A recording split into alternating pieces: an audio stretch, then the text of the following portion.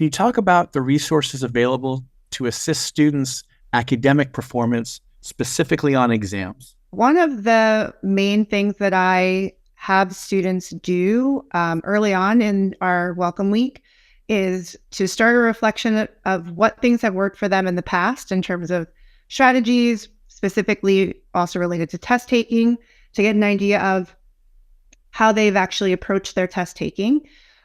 We've worked now to help students create personal exam policies. So if students are working through an exam and they tend to flag a lot of questions, okay, well, why are you flagging? And identifying those strategies that they may have used in the past that may not have been as successful, to start making small adjustments so that they can start to see results.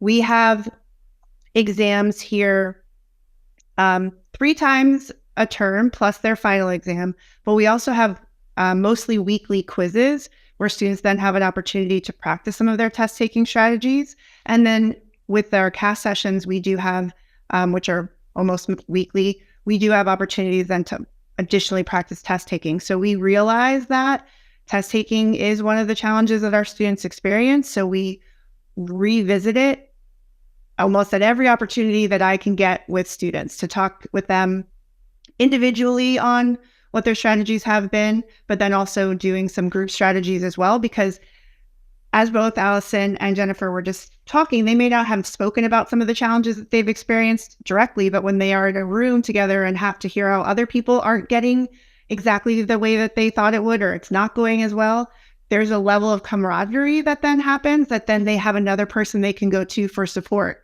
And students helping students is another great thing that we're always looking for. So in terms of test taking, having students talk about those challenges in a group, but then also working with them individually, working with Dr. Evans and some of our student support conferences, because of the way that we collaborate. I can approach it from, here's a strategy for you to try.